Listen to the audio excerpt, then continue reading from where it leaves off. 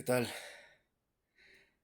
Pues bueno, desafortunadamente cada vez nos encontramos ante un contexto y un panorama bastante complicado de lo que se está viviendo eh, pues prácticamente en todo el mundo, pero ahora particularmente en América Latina, a partir de estas pues ya evidentes intenciones del gobierno de los Estados Unidos a través de Donald Trump de una evidente intervención a la región y a cada uno de sus países, entre ellos particularmente en este momento, pues el despliegue militar que está habiendo contra Venezuela, con evidentes intenciones, pero además de Venezuela,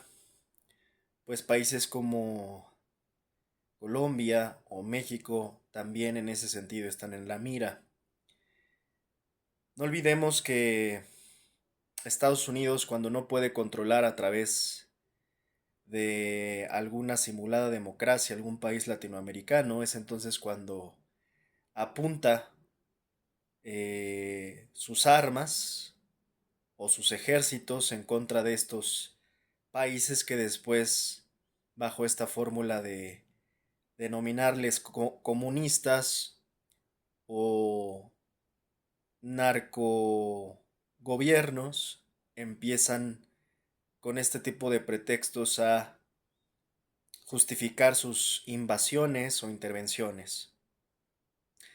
En este sentido quiero empezar precisamente comentando una gran frase de Eduardo Galeano que nos dice: cada vez que Estados Unidos salva, entre comillas, a un pueblo, lo deja convertido en un manicomio o un cementerio. Esto que dice muy bien Eduardo Galeano, la realidad es que no es nuevo, ¿no? No es que apenas esté inventando esta fórmula, lo vengo explicando desafortunadamente desde hace ya varios meses y como lo dije desde entonces, esperaba yo no tener la razón, pero desafortunadamente se está cumpliendo. Gran parte de los análisis que realicé en el sentido de la intervención de los Estados Unidos en la región y también particularmente de la intervención probable de los Estados Unidos que vayan a realizar de manera directa también en México. Es este contexto tan complejo, tan complicado, tan peligroso, tan perverso en el que nos encontramos. Muchos no se alcanzan a dar cuenta de estos riesgos inminentes, de estos peligros que ya prácticamente son declarados y que pues digamos que las primeras víctimas que en este momento están enfrentando esta amenaza eh, inminente, contundente, pues son los venezolanos. En este sentido, voy a mencionar una declaración de Jeffrey Sachs, un académico estadounidense, cuando dice: Estados Unidos ha intentado derrocar al gobierno de Venezuela desde 2002. Ha probado muchas cosas que han creado una inestabilidad y han destruido la economía del país. Esto nos lo dice Jeffrey Sachs. Y es verdad, en realidad, como digo, esto no es nuevo.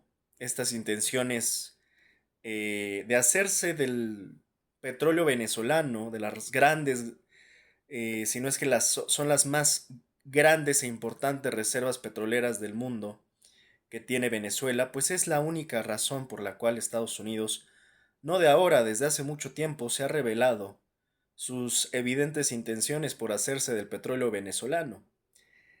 En este sentido, ha habido evidencias incluso del propio Wikileaks, de Julian Assange, que desde entonces nos advertía con evidencias, pues estas intenciones que ahora parece ser que quieren materializar a la fuerza los estadounidenses, ¿no? Entonces, pues en este sentido, Jeffrey Sachs nos explica cómo los Estados Unidos han llevado a cabo una extensa campaña para desestabilizar a Venezuela a través de estrategias de guerra económica y pues ya no solo guerra económica, sino que pues ya plenamente una guerra, ya liberar eh, todo el potencial bélico contra Venezuela y pues para prueba, ¿qué más prueba que todo el aparato militar que ha estado moviendo Estados Unidos a Venezuela? Y ya de entrada los ataques que ha estado realizando con estas supuestas narcolanchas, que sabrá Dios si en verdad son narcolanchas o como siempre suele pasar, pues ellos atacan y ya después se dedican a investigar, si es que acaso llegan a investigar, que es lo más probable, nunca sepamos la verdad.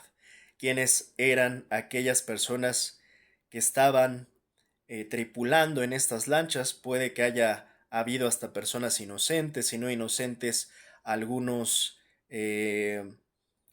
personas que estuvieran en contra de su voluntad en esas lanchas. En fin, nunca vamos a saber realmente quiénes eran estas personas, si eran culpables, si eran inocentes, si verdaderamente eran criminales o si simplemente fueron tomadas estas personas que terminaron siendo víctimas de un pretexto que siempre se suelen inventar los estadounidenses para atacar.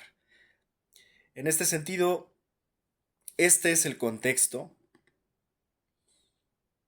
tan complicado que estamos viviendo. En una publicación de Spanish Revolution redactan: Washington busca petróleo, Caracas busca sobrevivir. Venezuela llegó a la conferencia ministerial de la OPEP de 2025 con un mensaje que debería incomodar a cualquiera que crea en la soberanía energética.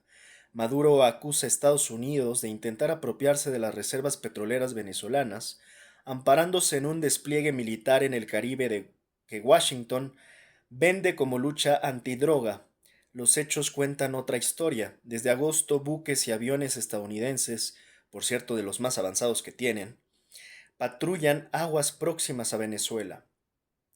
Desde hace buen tiempo yo estoy diciendo que Estados Unidos de entrada no va a sacar de a gratis porque pues, tiene un gasto, un costo, un gran costo, un alto costo sacar a pasear así nada más a tus portaaviones y a toda tu flota militar.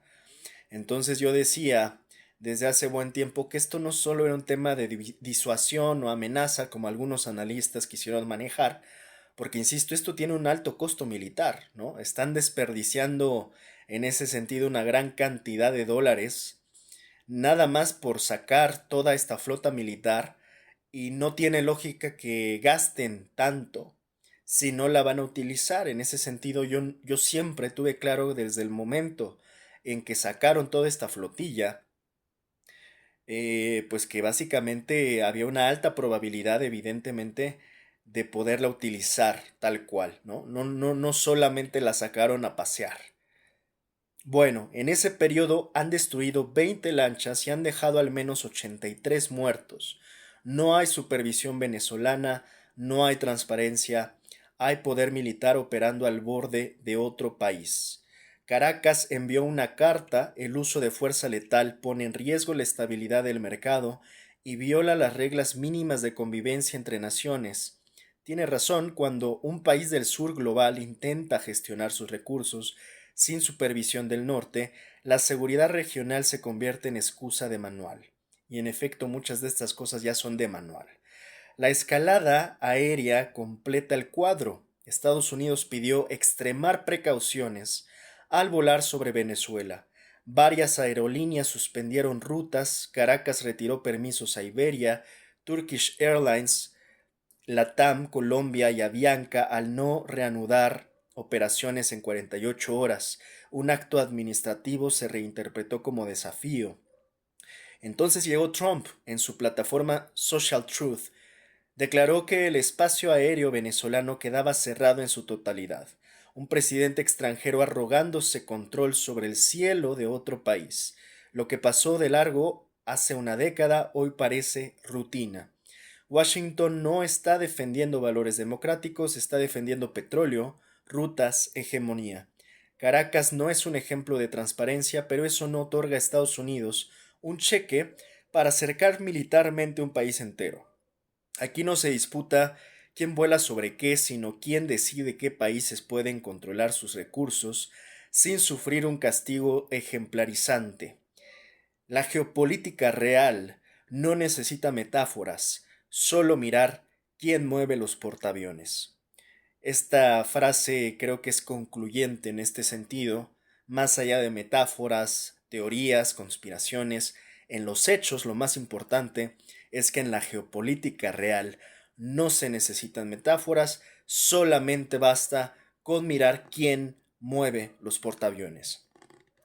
Y es así, es bajo este contexto tan complicado, que también, porque no olvidemos que Venezuela está juntito a Colombia, y al amenazarse Venezuela en ese sentido indirecto, también puede estar amenazada ya prácticamente directamente también Colombia, pues en este sentido, tras cerrar Trump el espacio aéreo de Venezuela, el presidente de Colombia, Gustavo Petro, responde y manda comunicado diciendo: quiero saber bajo qué norma de derecho internacional un presidente de un país le puede cerrar el espacio aéreo a otra nación. Si eso existe, me disculpan mi atrevimiento, pero si no existe y la OASI está fallando en este momento, le digo al mundo que un espacio aéreo nacional no lo puede cerrar un presidente extranjero, o se acabó el concepto de soberanía nacional y el concepto de derecho internacional. Hablo como presidente de la CELAC y de la República de Colombia. Y en este sentido, si bien tiene razón Petro en su argumento, la realidad es que evidentemente el tema del derecho internacional, por parte de Trump al menos, lo viene rompiendo prácticamente desde el primer día de su gobierno. En ese sentido, no podemos hacernos los ciegos o ser más ciegos en el sentido de que evidentemente a Trump no le importa un carajo lo que está haciendo con respecto a los marcos internacionales o al derecho internacional, cuando él mismo ha criticado al interior de su propio gobierno y de alguna manera ha criticado los organismos propuestos por el propio gobierno de los Estados Unidos, como las organizaciones de las Naciones Unidas, por ejemplo, de UN, y todos sus derivados como la OMS, etcétera. En este sentido, entendamos de una buena vez, y lo vengo advirtiendo desde hace buen tiempo, que el mundo con Donald Trump y este Trump 2.0 ya cambió, es muy distinto. Y este mundo de Donald Trump es la ley de la selva, la ley del más fuerte a través de una política garrotera constante aplicada por Donald Trump, inspirada en todas las doctrinas pasadas como la doctrina Truman, el destino manifiesto, eh, la doctrina Monroe, por supuesto, este concepto América para los americanos trasladados al Let's Make America Great Again, que ahora es MAGA, y que representa precisamente esto. Y esto se puede ver también en otras señales muy claras desde sus primeros días de gobierno, cuando Donald Trump rebautizó el Golfo de México por Golfo de América. Y eso no solo era un rebautizo de nomenclatura, de cambio de nombre para hacerlo más marquetero, para nada más cambiarle el nombre como si nada pasara. Eso era una señal y advertencia clara en cuanto a la política gringa tratando de imponerse y de decir que iban probablemente a hacerse grandes no solo en el sentido conceptual, sino territorial. Por eso es que el Golfo de México, ahora ellos lo consideran suyo, por eso es que han habido también advertencias sobre el tema de Alaska o el Canal de Panamá también. Y tampoco es menor el cambio de nombre, incluso, de aquello que en algún momento se le denominaba el Departamento de Defensa, ahora que cambia al Departamento de Guerra.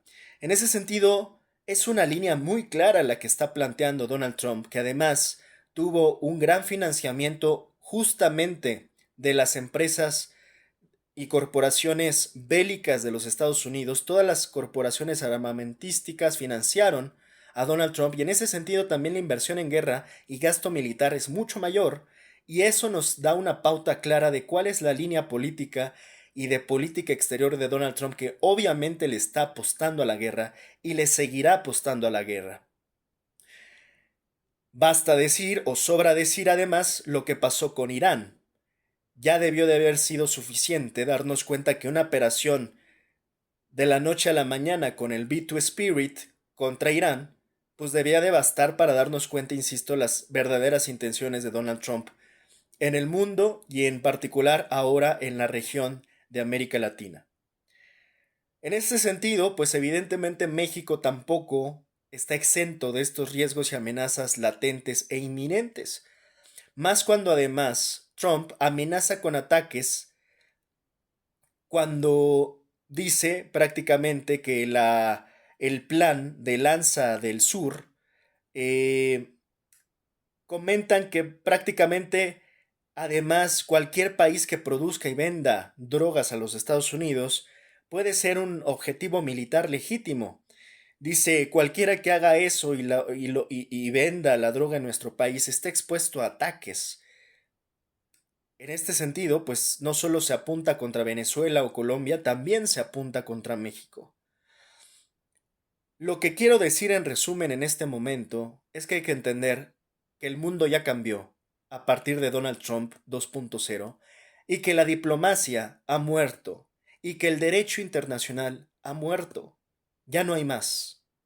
En este sentido, Trump amenaza con ataques y México probablemente tenga que tener claro que haya que haber o tener que hacer un proceso de militarización al grado de que incluso probablemente ya es un hecho que pues el servicio militar sea una obligación, ya no es opcional. En este sentido, la amenaza es directa. Donald Trump, insisto, acaba de confirmar que el Plan Lanza del Sur anticipaba la intervención militar en suelo mexicano. Insisto, es inminente. ¿Cuál es la sentencia de Washington? Sin rodeos, Trump advierte que cualquier país que produzca y venda drogas a los Estados Unidos es un objetivo militar legítimo. Y de nuevo, insisto, cualquiera que haga esto y pues venda la droga al país gringo está expuesto a ataques, según lo menciona Donald Trump. La respuesta de México pues es una movilización general. El gobierno mexicano puede que haya, yo creo que un poco tarde, pero finalmente entendido el mensaje. Y al final esto no es una retórica, insisto, es una advertencia de invasión que no es nueva, insisto, yo vengo advirtiendo de esto desde hace prácticamente ya más de un año, diciendo que había una crónica de una intervención anunciada en México. Por eso, la Sedena pues lanzó, pues digamos, una iniciativa que es que a partir de 2026 el servicio militar, insisto, es obligatorio para todos. Adiós al sorteo, adiós a la bola negra, todos los jóvenes, sin excepción, deberán recibir entrenamiento de combate. ¿Cuál es la cruel ironía para la generación Z? Eh, es muy curioso, ¿no?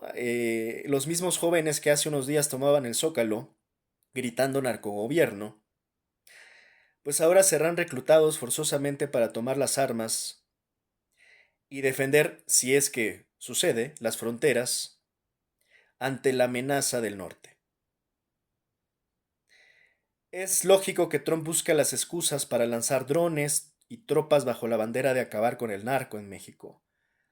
Y acorralados, pues nos estamos tratando de preparar también para una resistencia que es obviamente asimétrica, usando lo que tenemos, incluyendo hasta la juventud, como una última línea de defensa.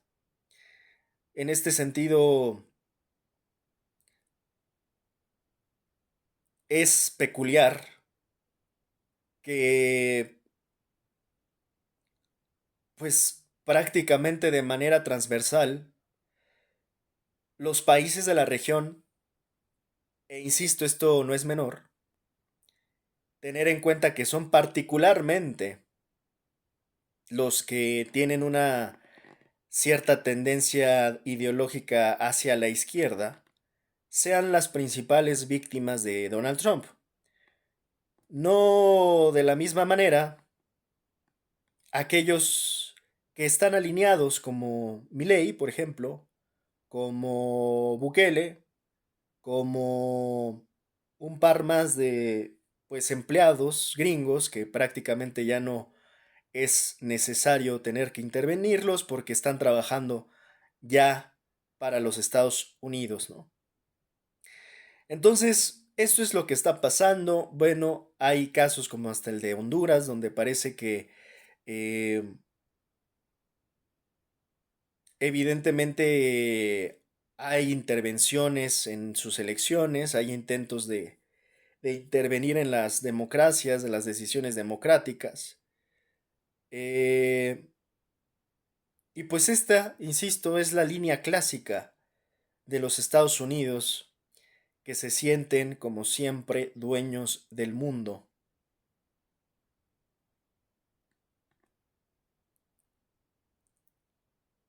Trump amenaza a Honduras con consecuencias graves. Y así se han estado llevando a cabo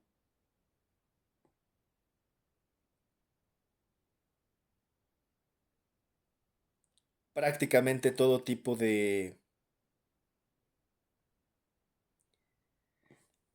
pues, farsas e hipocresías, ¿no? Trump libera a Hernández.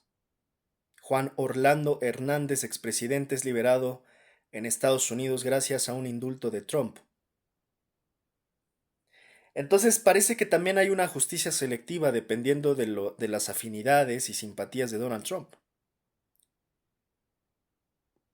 Es peculiar que ocupen también estas narrativas, ¿no? De narcogobiernos, parece ser nada más contra quienes no son sus aliados, o de comunistas contra aquellos que no son sus aliados, ¿no? Entonces, esta es la gran hipocresía que, insisto, pues no es nueva, es la típica hipocresía de los Estados Unidos, pero en este momento sí, se vuelven sumamente peligrosos al, evidentemente, estar amenazando y apuntando sus armas contra todos los países latinoamericanos. No es menor lo que está pasando, es bastante serio, es preocupante. Quisiéramos haber estado equivocados de esta teoría que analizábamos o anticipábamos, que comenté hace ya varios meses atrás diciendo que la intervención era inminente. Desafortunadamente no hubiera querido tener la razón, pero así fue, así está siendo en este momento. E insisto, estas dobles juegos, ¿no?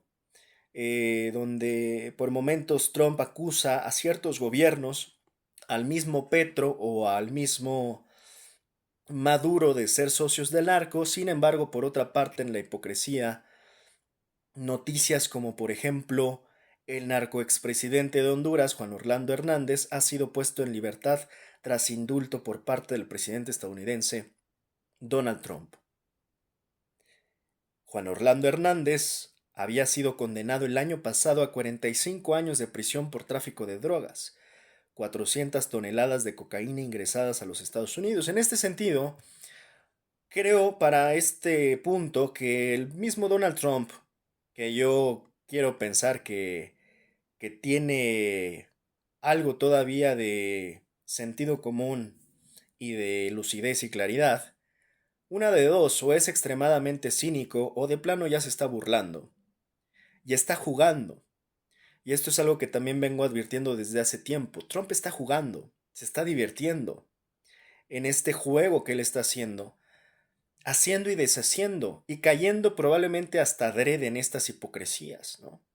Cayendo gustosamente en estas hipocresías. Pero al final, como se quiera ver, es un cinismo descarado, es una gran hipocresía. Y no hay nada de lo cual estar orgulloso en ese tipo de posturas. No hay nada de lo cual él pueda venir a presumir algo con ese nivel de cinismo, eh, que es un cinismo en su máxima expresión, claramente. Voy a leer aquí un post de Eric Gutiérrez, director de Sin Línea, donde dice: el cinismo en su máxima expresión. Donald Trump se lanza otra vez como el paladín contra el narcotráfico mientras hunde barcos pesqueros en aguas internacionales sin pruebas, sin juicio y sin ningún respeto al derecho internacional, bajo el pretexto de combatir narcos del mar. Al mismo tiempo acusa también sin evidencia a Nicolás Maduro de ser narcotraficante y asegura que México es un narcoestado. Pero hace unos días indultó al verdadero narcopresidente, Juan Orlando Hernández, el exmandatario de Honduras, condenado en Estados Unidos por introducir más de 500 toneladas de cocaína a territorio norteamericano. Sí, el mismo que fue señalado como uno de los mayores responsables del tráfico masivo hacia el país que ahora dice querer limpiar. Así funciona la guerra contra las drogas, entre comillas, versión Trump. Se bombardean barcos pobres, se demoniza gobiernos incómodos y se criminaliza al sur. Mientras tanto, se perdona y se protege a los aliados políticos, aunque estén hundidos en cocaína hasta el cuello. ¿De verdad alguien puede seguir creyendo que esto es una lucha contra el narcotráfico? No, es una guerra política, un instrumento de poder y dominación disfrazado de moral. El enemigo no es la droga, el enemigo es quien no se arrodilla. Muy de acuerdo con el post de Eric Gutiérrez. Y en efecto, esto es lo más importante. Para Donald Trump es arrodillarse. Si no te sometes a él, entonces eres su enemigo. Si no te humillas ante él como lo hace muy bien Javier Milei, entonces eres su enemigo. Y ese es más o menos la doctrina trompista, que insisto, la doctrina trompista no es más que la composición o conglomeración de las doctrinas previas, como la doctrina Monroe, Truman. Él también está muy inspirado en las políticas de Reagan, de Nixon, por supuesto, pero también ahora con un sello y una personalidad particular. Un destino manifiesto trompista, un estilo trompista que es garrotero, que es amenazante, que es el mismo estilo que ocupa para todo lo que ha hecho Donald Trump en su trayectoria empresarial y ahora política. Él mismo en la serie The Apprentice, El aprendiz, lo revelan en esta línea y estilo claro que él mismo destaca y es attack, attack, attack. Atacar, atacar, atacar es la línea en la que Donald Trump cree que siempre puede ganar. Y desafortunadamente, ahora que es el presidente de la nación más poderosa, porque a pesar de que está en decadencia, sigue siendo una de las naciones más poderosas en términos además bélicos, pues imagínate el peligro de tener a un personaje que piensa que todo el tiempo las cosas se resuelven y se ganan atacando. En ese sentido, Donald Trump, a través de esta política garrotera, a través de la ley de la selva y la ley del más fuerte, quiere poner de rodillas a América Latina y la quiere intervenir, la quiere atacar y probablemente no tenga temor en quererla y poderla destruir.